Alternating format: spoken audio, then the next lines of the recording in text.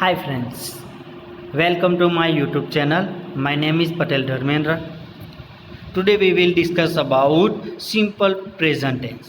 હા મિત્રો, આજે આપણે ભણીશું સાદો વર્તમાનકાળ. આજે ટેન્સની અંદર સૌથી અગત્યનો અને યાદ રાખવા જેવો કોઈ ટેન્સ હોય, સૌથી અગત્યનો કોઈ ટેન્સ હોય તો તે છે સિમ્પલ પ્રેઝન્ટ ટેન્સ, સાદો વર્તમાનકાળ. અહીંયા તમને 3 ચિત્રો આપેલા છે, એની નીચે 3 વાક્યો આપેલા છે. જે રેડ કલરની અંદર જે અક્ષર આપેલો છે એને ધ્યાનથી જોજો અને આપણે જોઈએ શું કહે છે. પહેલું ઘડિયાળનું ચિત્ર છે. My watch keeps good time. મારી ઘડિયાળ ખૂબ સારો સમય રાખે છે, મારી ઘડિયાળ સારો સમય જાળવી રાખે છે. આ ઘડિયાળનું કામ જ છે ઘડિયાળ રાખવું, સમયનું ને બતાવવાનું, બરાબર. તો મારી ઘડિયાળ જે છે એ સારો સમય રાખી શકે છે. Keeps. The referee blows the whistle. તમને કાળા કલરમાં એક અમ્પાયર જેવું આપેલું છે. તો આ રેફરી શું કરે છે? તો વિસલ વગાડે, સીટી વગાડે છે. તો મોટાભાગે અમ્પાયર જે હોય એ સીટી વગાડતા હોય. તમે મેચીસની અંદર જોયું હશે, બરાબર. ફૂટબોલની અંદર, હોકીની અંદર અમ્પાયર હોય એ મોસ્ટ ઓફ વિસલ વગાડતા હોય છે. The referee blows the whistle. જે રેફરી જે છે એ વિસલ વગાડે છે. લેમન ઇઝ ઓલવેઝ સાવર. સરસ મજાનું લીંબુનું ચિત્ર છે મિત્રો, અને કહે છે કે લેમન ઇઝ ઓલવેઝ સાવર. લીંબુ હંમેશા કેવું હોય છે? સાવર, ખાટું હોય છે, બરાબર. આ ત્રણેય વાક્યો સાદા વર્તમાનકાળના છે. એ તમે કીપ્સ, એસ લાગેલો છે. બ્લોઝ એટલે ફૂંકવું, એસ લાગેલો છે. ઇઝ એ સાદા વર્તમાનકાળનું ટુ બીનું રૂપ છે. ત્રણેય વાક્યો સાદા વર્તમાનકાળમાં આપેલા છે. જોઈએ તો એનો ઉપયોગ. સૌથી પહેલાં જોઈએ કે યુઝિસ, એનો ઉપયોગ. સાદા વર્તમાનકાળનો ક્યારે ઉપયોગ થાય? તો રોજિંદી ટેવ, આપણી રોજિંદી કોઈ ટેવ છે, જેમ કે સવારે વહેલા ઉઠવું, બરાબર, પ્રાર્થના કરવી, બ્રશ કરવું, એ આપણી રોજિંદી ટેવ છે. ક્રિયા, આવી કોઈ ક્રિયા હોય આપણી રોજિંદી, તો તે દર્શાવવા માટે સાદો વર્તમાનકાળ વપરાય. ઘટના, બરાબર, રોજિંદી ટેવ, ક્રિયા કે ઘટના હોય તો તે દર્શાવવા માટે. સનાતન સત્ય વાક્ય હોય, બરાબર. સૂર્ય પૂર્વ દિશામાં ઉગે છે, સૂર્ય પશ્ચિમ દિશામાં આથમે છે, પૃથ્વી ગોળ છે, પૃથ્વી સૂર્યની આસપાસ ફરે છે, વગેરે જેવા જે સનાતન સત્ય વાક્યો છે એ રજૂ કરવા માટે સાદો વર્તમાનકાળ વપરાય. કહેવત હોય, બરાબર, ગણિત વિજ્ઞાનના નિયમો હોય. આ ઉપરાંત ક્રિકેટની અંદર જે કોમેન્ટ્રી આવે એની અંદર પણ મોટે ભાગે સાદા વર્તમાનકાળનો ઉપયોગ થતો જોવા મળે છે. વગેરે દર્શાવવા માટે આપણે સિમ્પલ પ્રેઝન્ટ ટેન્સ, સાદા વર્તમાનકાળનો ઉપયોગ કરતા હોઈએ છીએ. જોઈએ એનો પહેલો ઉપયોગ અને એનું એક્ઝામ્પલ. તો હેબિટ્સ એન્ડ રૂટીન. હેબિટ્સ, ટેવ, અને રૂટીન, રોજિંદી આપણી ક્રિયા. પહેલું વાક્ય છે કે I go to school every day. Every day, દરરોજ. ક્યાં જાઉં છું? I go to school every day. હું દરરોજ સ્કૂલ જાઉં છું. ગો ક્રિયાપદનું મૂળ રૂપ આપેલું છે, ગો એટલે જવું. હી plays football every weekend. Every weekend, દરેક અઠવાડિયાના અંતે તે ફૂટબોલ રમે છે. તે દરેક અઠવાડિયાના અંતે ફૂટબોલ રમે છે. પ્લીઝ, પ્લેનું ક્રિયાપદની પાછળ એસ લાગેલું છે, બરાબર. સાદો વર્તમાનકાળ બતાવે છે. બીજો એનો ઉપયોગ જોઈએ. Feeling and things you believe. તમે કોઈ ફિલિંગ, લાગણી અથવા તો કોઈ બાબત કે જેમાં તમે માનો છો એ બાબત રજૂ કરવા માટે પણ આપણે સાદા વર્તમાનકાળનો ઉપયોગ કરીએ. જેમ કે આઈ ફીલ ધેટ, મને એવું લાગે છે, મને એવું અનુભવ થાય છે કે I am going to pass the exam. હું પરીક્ષાની અંદર પાસ થઈશ એવું મને લાગે છે. તો ફીલ ક્રિયાપદનું મૂળ રૂપ છે, એ સાદો વર્તમાનકાળ બતાવે છે. ત્રીજો ઉપયોગ જોઈએ કે generally truth, fact and rules. સામાન્ય જનરલ ટ્રુથ, સનાતન સત્ય હોય, ફેક્ટ, હકીકત હોય, અથવા રૂલ્સ, ગણિત વિજ્ઞાનના કોઈ નિયમો, સિદ્ધાંતો હોય, તે દર્શાવવા માટે પણ આપણે સાદા વર્તમાનકાળનો ઉપયોગ થાય. જેમ કે the sun rise in the East. Surya East, પૂર્વ દિશામાં ઉગે છે. ધ રાઇઝિસ, એસ લાગેલું છે. પ્યોર વોટર બોઇલ્સ એટ 100 અંશ સેલ્સિયસ. બરાબર. ને ખબર છે કે શુદ્ધ પાણી જે છે એ 100°C તાપમાને બોઇલ ઉકળે છે, બરાબર. બરફ પાણીને ઉકાળવું હોય તો એને 100°C જેટલું તાપમાન આપવું પડે. તો બોઇલ્સ એસ લાગેલો છે, રાઇઝિસ એસ લાગેલો છે. તો એના પરથી આપણે કહી શકીએ આ સાદા વર્તમાનકાળનું વાક્ય છે. તો 4 regular or repeated action in the present time period, બરાબર. રેગ્યુલર સતત ને રિપીટેડ વારંવાર થતી જે ક્રિયાઓ છે, બરાબર, તે દર્શાવવા માટે પણ આપણે સાદા વર્તમાનકાળનો ઉપયોગ કરીએ. જેવી કે વી વર્ક ઇન અ ફેક્ટરી, અમે ફેક્ટરીમાં કામ કરીએ છીએ. તો વર્ક ક્રિયાપદનું મૂળ રૂપ છે. John sleeps 8 hours every night, John દરેક રાત્રે 8 કલાક સૂવે છે. તો સ્લીપ્સ એસ લાગેલો છે, કેમ? જ્હોન છે એટલે એસ લાગેલો છે.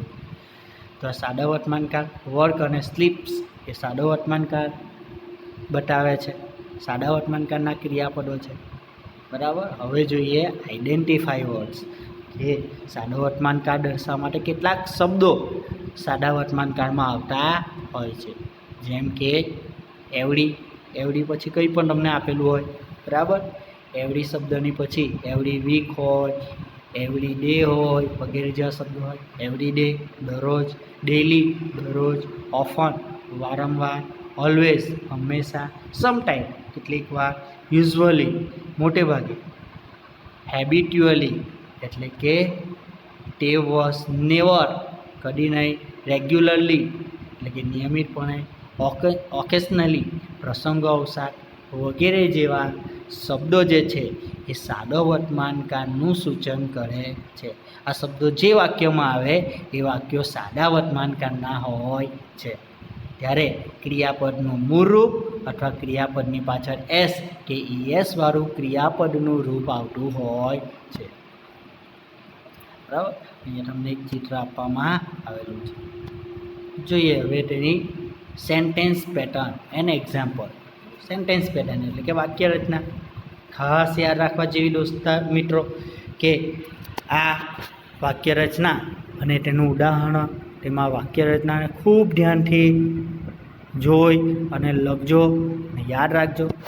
એમાં જોઈએ કે આપને ખબર છે 3 પ્રકારના વાક્યો હોય: વિધાન વાક્યો, નકાર વાક્યો અને પ્રશ્નાર્થ વાક્યો. એસર્ટિવ સેન્ટેન્સ, નેગેટિવ સેન્ટેન્સ અને ઇન્ટ્રોગેટિવ ક્વેશ્ચન સેન્ટેન્સ, બરાબર. એમાં જોઈએ પહેલું એસર્ટિવ સેન્ટેન્સીસ. તો તેની વાક્ય રચના કેવી હોય? તો એમાં પહેલાં સબ્જેક્ટ હોય એટલે કે કર્તા હોય. તો તમે જાણો છો એસ એટલે સબ્જેક્ટ, કર્તા.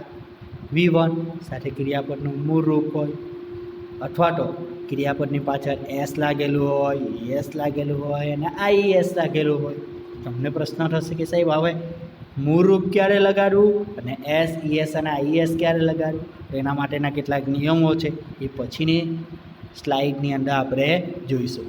તો પહેલાં ત્યાં આટલું યાદ રાખો કે પહેલાં કર્તા, તે કર્તા મુજબ ક્રિયાપદનું મૂળ રૂપ અથવા ક્રિયાપદની પાછળ એસ, ઈએસ, આઈએસ લગાડવાનું. ત્યાર પછી ઓબ્જેક્ટ કર્મ આવતો હોય છે, અધર વર્ડ. ત્યાર પછી અધર વર્ડ અન્ય શબ્દ આવતા હોય છે. જેમ કે જો સી કર્તા છે, ઓફન એ અન્ય પૂરક શબ્દ છે, ગોઝ ક્રિયાપદની પાછળ ઈએસ લાગેલું છે, ટુ વર્ક અધર શબ્દ છે, અને બાય કાર, બરાબર, આ બધા શબ્દો અધર છે, અન્ય છે. વી એ કર્તા છે, કુક એ ક્રિયાપદનું મૂળ રૂપ છે, એવરી ડે અન્ય શબ્દો છે. તો ઓબ્જેક્ટની જરૂર પડે નહીં. તો કેટલાક વાક્યો એવા હોય કે જેમાં તમને ઓબ્જેક્ટ અથવા તો અધર શબ્દ, પૂરક શબ્દો પણ આપેલા હોય નહીં. પરંતુ ખાસ આપણે આ ધ્યાન રાખવાનું છે, કર્તા અને ત્યાર પછી ક્રિયાપદનું મૂળ રૂપ કાં તો ક્રિયાપદની પાછળ એસ અથવા ઈએસ કાં તો આઈએસ વાળું રૂપ હોય તો તે સાદા વર્તમાનકાળનું વાક્ય છે એમ કહી શકાય. She often goes to work by car. Often એટલે વારંવાર, બરાબર, કે તે વારંવાર તે કાર દ્વારા કામ માટે જાય છે. તો વારંવાર રોજ થતી ક્રિયા, વારંવાર નિયમિત રીતે થતી ક્રિયા. તો ગોઝ ક્રિયાપદની પાછળ ઈએસ લાગ્યું. વી કુક એવરી ડે, આપણે રોજ રાંધીએ છીએ, ખાવું હોય તો રોજ રાંધવું પડે. તો વી કુક એવરી ડે, અમે રોજ દરરોજ રાંધીએ છીએ. તો કુક ક્રિયાપદનું મૂળ રૂપ આવ્યું. તો જ્યારે ક્રિયાપદનું મૂળ રૂપ હોય કાં તો એસ ઈએસ કાં તો ઈએસ વાળું રૂપ હોય તે સાદા વર્તમાનકાળના વાક્યો છે એમ કહી શકાય. જોઈએ તો હવે એસ અને ઈએસ ક્યારે લાગુ, તો અહીંયા તમને ચિત્રમાં આપેલું છે કે હી સી ને ઈટ હોય કર્તા તરીકે, સબ્જેક્ટ તરીકે જ્યારે હી સી ને ઈટ હોય, હીની જગ્યાએ કોઈ છોકરાનું નામ હોય, સીની જગ્યાએ છોકરીનું નામ હોય, ઈટની જગ્યાએ કોઈ વસ્તુનું પશુ કે પક્ષીનું નામ હોય, બરાબર, એક વચનમાં નામ હોય, તો ત્યારે ક્રિયાપદની પાછળ એસ ઈએસ અને આઈએસ પ્રત્યય લગાડવામાં આવે છે. ફરીથી યાદ રાખજો, આ ધ્યાન રાખવા જેવું છે કે જો કર્તા તરીકે હી સી ઈટ હોય, એક વચન નામ હોય, તો ક્રિયાપદની પાછળ એસ ઈએસ અને આઈએસ લગાડવામાં આવે છે. બરાબર, એના નિયમો આપણે પછીની સ્લાઇડમાં જોઈશું. પરંતુ જો કર્તા તરીકે આઈ હોય, યુ હોય, વી હોય, યુ હોય અથવા તો ધ્યેય હોય અથવા તો બહુવચન નામ હોય ત્યારે ક્રિયાપદના મૂળ રૂપનો ઉપયોગ થાય છે. બરાબર, આપણે એક્ઝામ્પલ જોયા, બીજા પણ એક્ઝામ્પલ આમાં આપેલા છે કે સી સ્ટાર્ટ્સ ન્યૂ ડાયટ. બરાબર, સ્ટાર્ટ્સની પાછળ શું લાગ્યું? એસ. કેમ? કર્તા કોણ છે? સી. બીજું એક્ઝામ્પલ જો યુ સ્ટાર્ટ ન્યૂ ડાયટ, તો સ્ટાર્ટ અહીંયા મૂળ રૂપ છે. કેમ? કારણ કે અહીંયા યુ બીજો પુરુષ આપેલો છે. બરાબર, તો હવે જોઈએ નકાર વાક્યની વાક્ય રચના. તો નેગેટિવ સેન્ટેન્સીસ, નકાર વાક્યો. મિત્રો, જ્યારે નેગેટિવ સેન્ટેન્સ હોય, નકાર વાક્યો હોય, ત્યારે તેની વાક્ય રચના પ્રમાણે પહેલાં કર્તા આવે, ત્યાર પછી ડુ અથવા ડઝ. બરાબર, જ્યારે સાદા વર્તમાનકાળમાં નકાર વાક્ય બનાવવું હોય તો ત્યારે ડુ અથવા ડઝ જેવા સહાયક ક્રિયાપદોનો ઉપયોગ કરવામાં આવે છે. ત્યાર પછી નોટ આવે છે.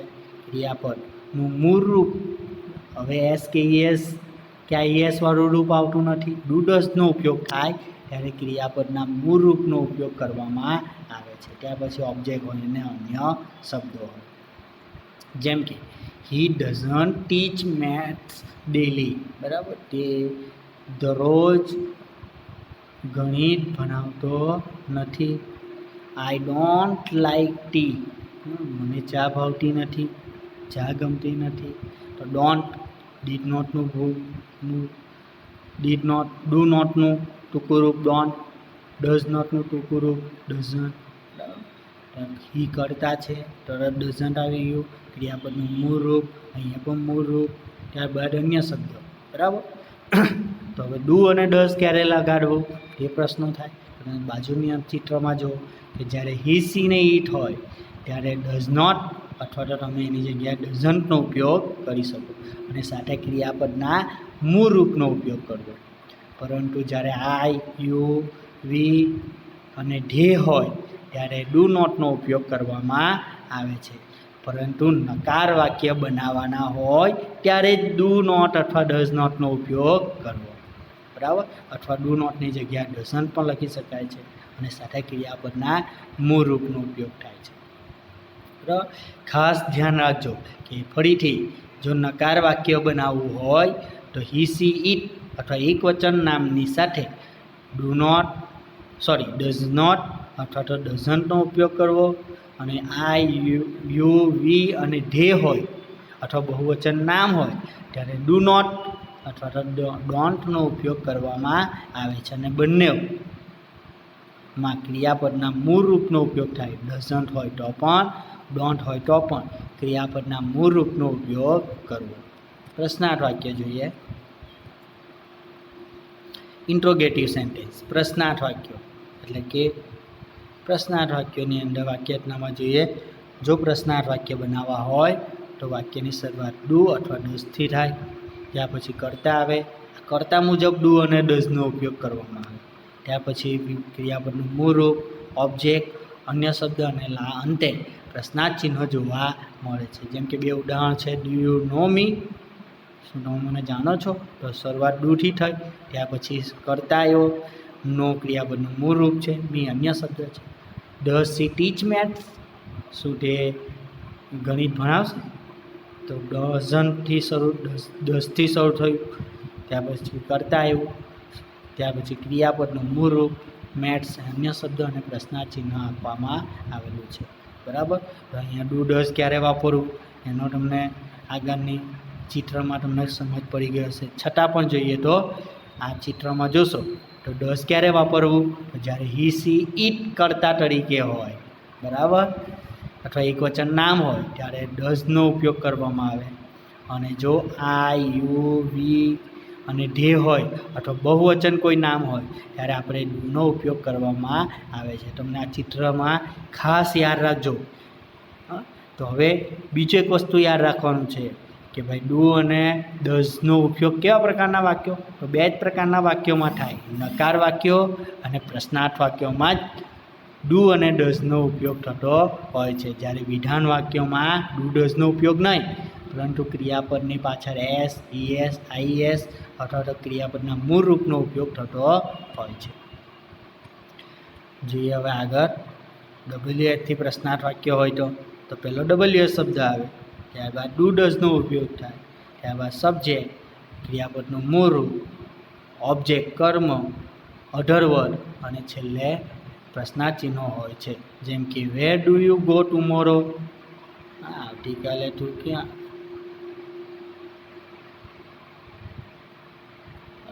અહીંયા ટુમોરોની જગ્યાએ આપણે ટુમોરો આપણે કાઢી નાખશું, ભૂલ છે અહીંયા કે વેર ડુ યુ ગો, તો ક્યાં જઈશ, ક્યાં જાય છે, તો ડુ અને સાથે ક્રિયાપદનું મૂળ રૂપ ગો આપેલું છે. When does the train usually leave, train મોટે ભાગે ક્યારે અહીંયાથી ઉપડે છે, તો સમય પૂછેલો છે, તો ડઝ અને ક્રિયાપદનું મૂળ રૂપ, બરાબર. તો ડબલ્યુએચ શબ્દ હોય પછી ડુ અથવા ડઝનો ઉપયોગ કરવો એ કરતા જોવાનું, બરાબર. બાજુમાં ત્રીજા નંબરે કરતા હોય એને આધારે ડુ અને ડઝનો ઉપયોગ કરવો. અહીંયા યુ છે એટલે ડુ વાપરેલું છે, ધ ટ્રેન એટલે ઈટમાં આવે એટલે ડઝ વાપરેલું છે. ત્યાર પછી ક્રિયાપદનું મૂળ રૂપનો ઉપયોગ થાય, અહીંયા ગો છે અને અહીંયા લીવ છે. અને ત્યાર પછી અન્ય શબ્દ અને અંતે પ્રશ્નાર્થ ચિહ્ન જોવા મળે છે.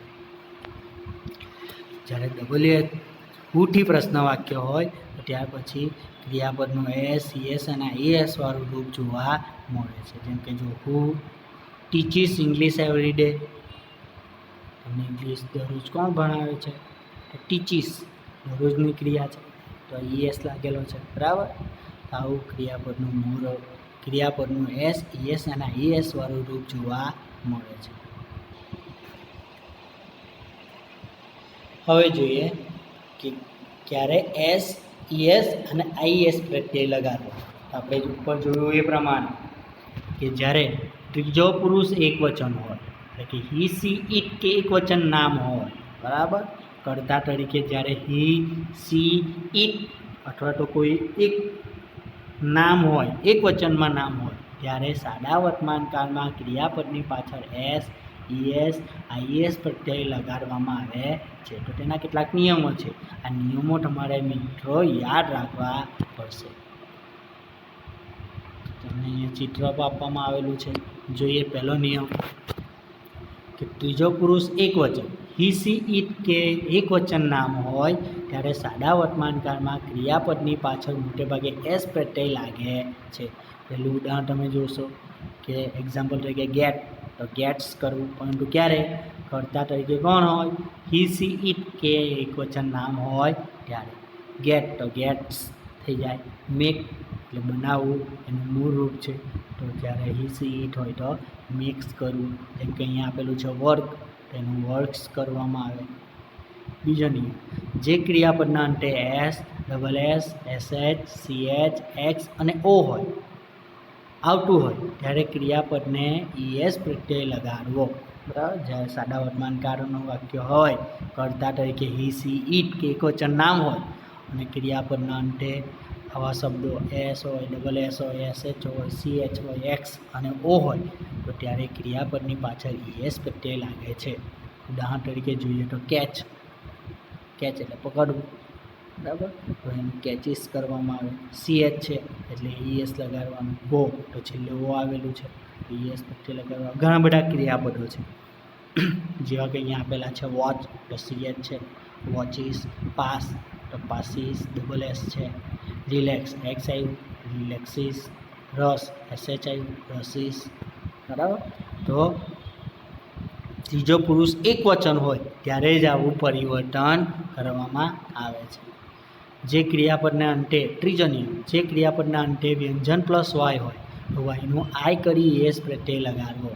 જેમ કે ઉદાહરણ તરીકે ફ્લાય, તો ફ્લાયમાં તમે જોશો તો વ્યંજન વાયની આગળ શું આવ્યું? વ્યંજન. એલ એ વ્યંજન છે અને વાય આવ્યું. તો જ્યારે વ્યંજન પ્લસ વાય હોય તો વાય કાઢી નાખવું, એની જગ્યાએ વાયનું આઈ કરવાનું અને એસ પ્રત્યય લગાડવાનું. જેમ કે ફ્લાઇઝ, કેરી, તો આર એ વ્યંજન છે અને વાય આવ્યો છે તો વાય કાઢીને આઈ લગ કરવાનું અને એસ પ્રત્યય લગાડવાનું. કેરીઝ. બીજા ઉદાહરણ તમે અહીંયા ત્રીજા ઉદાહરણમાં જોશો સ્ટડી, તો છેલ્લે વાય છે અને ડી વ્યંજન છે તો સ્ટડીઝ. પરંતુ આ ક્યારે? જ્યારે ત્રીજો પુરુષ એક વચન હી સી ઇટ કે એક વચન નામ હોય ત્યારે જ આવું પરિવર્તન કરવું. ચોથો નિયમ, જે ક્રિયાપદના અંતે સ્વર પ્લસ વાય હોય તો વાય પછી એસ પ્રત્યય લગાડો, ત્યારે વાય કાઢવાનો નહીં. બરાબર.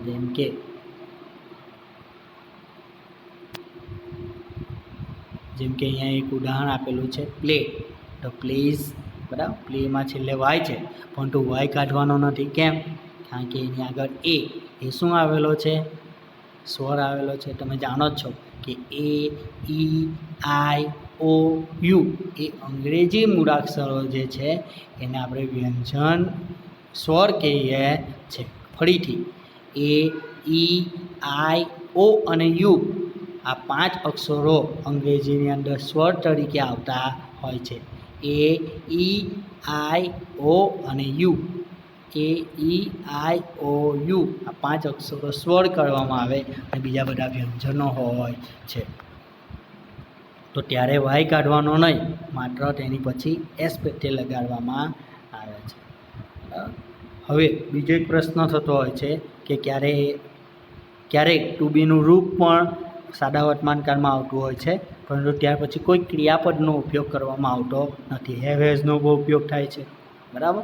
અહીં એક ટેબલ આપવામાં આવેલું છે જેની અંદર તમે ટુ બીનું રૂપ, ટુ હેવના રૂપો, ટુ ડુના રૂપો અને વર્બનું અહીંયા તમને સમજૂતી આપવામાં આવી છે. જુઓ, ટુ બી અને વર્બના ક્રિયાપદના રૂપો. તો પર્સન, ફર્સ્ટ પર્સન હોય પહેલો પુરુષ, તો એ પહેલો પુરુષ આપણે આઈ કહીએ. જ્યારે આઈ હોય તો ટુ બીનું રૂપ સાદા વર્તમાનકાળમાં એમ ઇઝ આરમાંથી શું વાપરવાનું? આઈ સાથે એમ. હેવ અને હેઝમાંથી શું વાપરવાનું? હેવ. ડુ અને ડઝમાંથી શું વાપરવાનું? ડુ. અને ક્રિયાપદનું મૂળ રૂપ વાપરવામાં આવે છે. સેકન્ડ પર્સન સિંગ્યુલર, એક વચન. બીજો પુરુષ એક વચન, તો એને યુ કે એનું સર્વનામ યુ આવે, એની સાથે આરનો ઉપયોગ થાય. હેવ હેઝમાંથી હેવનો ઉપયોગ થાય, એની સાથે પણ ડુ વપરાય અને ક્રિયાપદના મૂળ રૂપનો ઉપયોગ થાય. Third person singular, third person એટલે કે ત્રીજો પુરુષ એક વચન, એટલે કે હી સી ને ઈટ હોય ત્યારે જ મોસ્ટ ઓફ પરિવર્તનો હોય. જો તો ટુ બીના રૂપ તરીકે શું વપરાય? હી સી ઈટ સાથે ઇઝ, હેવ હેઝમાંથી હેઝ, ડુ ડઝમાંથી ડઝ અને ક્રિયાપદની પાછળ એસ, ઈએસ અથવા આઈએસ વાળા પ્રત્યયનો ઉપયોગ થાય છે. જ્યારે થર્ડ પર્સન હોય એટલે કે કોઈ પુરુષનું નામ હોય, સ્ત્રીનું નામ હોય, કોઈ પશુ પક્ષી કે વસ્તુનું નામ હોય પણ એક વચનમાં હોય ત્યારે જ આપણે ક્રિયાપદની પાછળ એસ, ઈએસનો ઉપયોગ કરીએ. પ્રશ્નાર્થ વાક્ય હોય તો ડઝનો ઉપયોગ કરીએ. નકાર વાક્ય હોય તો ડઝન્ટનો ઉપયોગ અથવા ડઝ નોટનો ઉપયોગ કરીએ. હેવ હેઝમાંથી આપણે હેઝનો ઉપયોગ કરીએ અને એમિઝારમાંથી ટુ બીના રૂપ તરીકે ઇઝનો ઉપયોગ કરવામાં આવે છે. પરંતુ પ્લુરલ બહુવચન હોય એટલે કે પ્રથમ પુરુષ બહુવચન હોય તો એને આપણે વી કહીએ, તો વી સાથે આર વપરાય. હેવ હેઝમાંથી હેવ, ડુ અને ક્રિયાપદના મૂળ રૂપનો ઉપયોગ થાય. જ્યારે બહુવચન બીજો પુરુષનું બહુવચન તરીકે સર્વનામ યુ હોય ત્યારે પણ આર, હેવ, ડુ અને ક્રિયાપદના મૂળ રૂપનો ઉપયોગ થાય. થર્ડ પર્સન ત્રીજો પુરુષ બહુવચન હોય તો એને આપણે સર્વનામ ધ્યેય વપરાય, અથવા બહુવચન નામ હોય તો એની સાથે પર, હેવ, ડુ અને ક્રિયાપદના મૂળ રૂપો. તો આખા ટેબલ પરથી એક વસ્તુ આપણે ધ્યાન આવે છે કે આઈ હોય ત્યારે ટુ બીનું રૂપ એમ વપરાય, જ્યારે ત્રીજો પુરુષ એક વચન હોય, હી સી ઇટમાંથી કોઈ હોય ત્યારે જ આપણે ટુ બીના રૂપ તરીકે ઇઝનો ઉપયોગ, હેવ હેઝમાંથી હેઝનો ઉપયોગ, ડુ ડઝમાંથી ડઝનો ઉપયોગ અને ક્રિયાપદની પાછળ એસ, ઈએસ અને આઈએસ પ્રત્યય લગાડવામાં આવે છે. ખાસ યાદ રાખવા જેવું છે. સાદા વર્તમાનકાળમાં ખાલી ત્રીજો પુરુષ એક વચન હોય તો જ મોસ્ટ ઓફ પરિવર્તન કરવાની જરૂર પડે છે. બાકી બધા જ સર્વનામોની સાથે તમે એક સરખા ક્રિયાપદના રૂપો એટલે કે મૂળ રૂપનો ઉપયોગ થતો જોવા મળે છે. તો અહીંયા તમને કેટલીક એક્સરસાઇઝ તમને અહીં આપવામાં આવી છે. ક્રિયાપદના મૂળ રૂપનો ક્રિયાપદના યોગ્ય રૂપનો આની અંદર પૂરી અને ખાલી જગ્યા પૂરવાની છે. જેમ કે પહેલી છે માય ફ્રેન્ડ ખાલી જગ્યા મી, તો માય ફ્રેન્ડ હીમાં આવે એટલે હેલ્પનું થઈ જશે helps. I late on Sunday sleep, તો સ્લીપનું યોગ્ય રૂપ મૂકવાનું છે. આઈ છે એટલે ક્રિયાપદનું મૂળ રૂપ આવશે સ્લીપ. એવી રીતના 15 ખાલી જગ્યા તમારે પૂરવાની છે. તો પ્રેક્ટિસ કરશો, મહાવરો કરશો એટલે તમને તે વધુ સમજ પડશે. બીજી એક એક્સરસાઇઝ તમને હું આપું છું.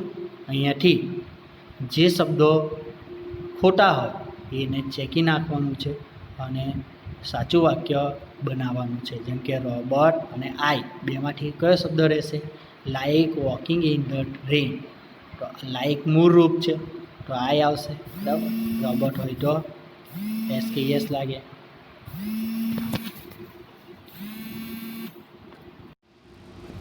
હાલો, હા હા હા, અર્થ ઉચ્ચાર બધું લખવાનું.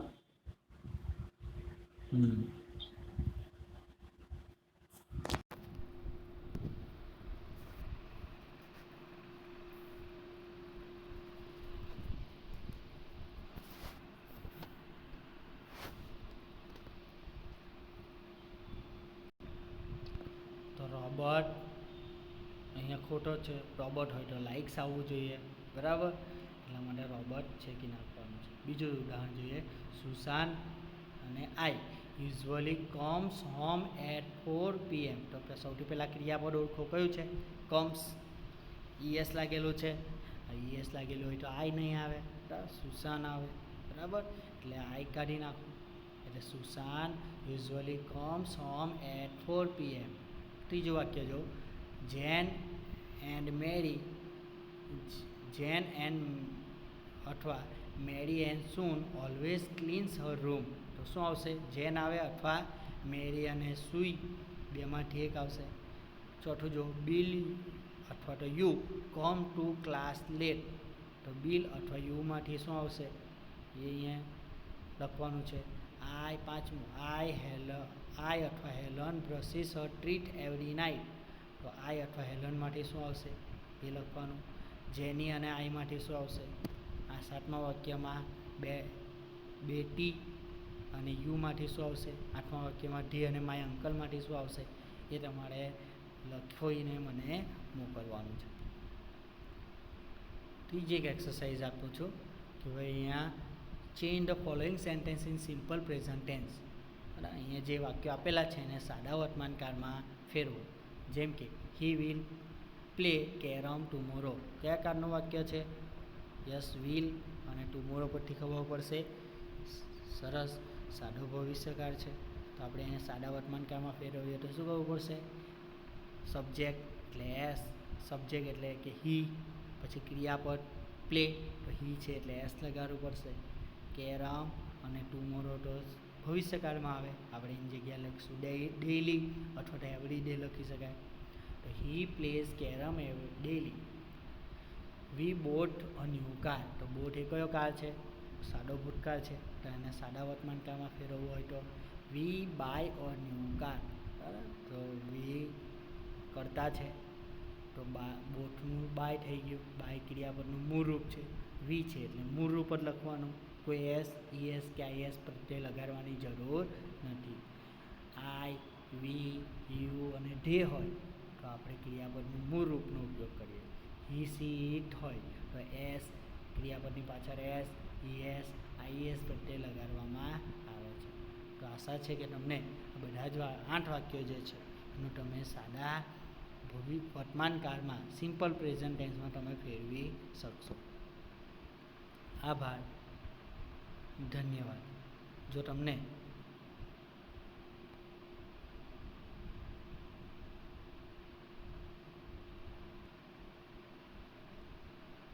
તમને આ વિડીયોની અંદર સમજ પડી હોય તો મારી આ યુટ્યુબ ચેનલને સબસ્ક્રાઈબ કરો, લાઈક કરો અને કોઈક સુધારવા જેવી બાબત હોય તો એ કોમેન્ટ પણ તમે કરી શકો છો. આભાર, ધન્યવાદ.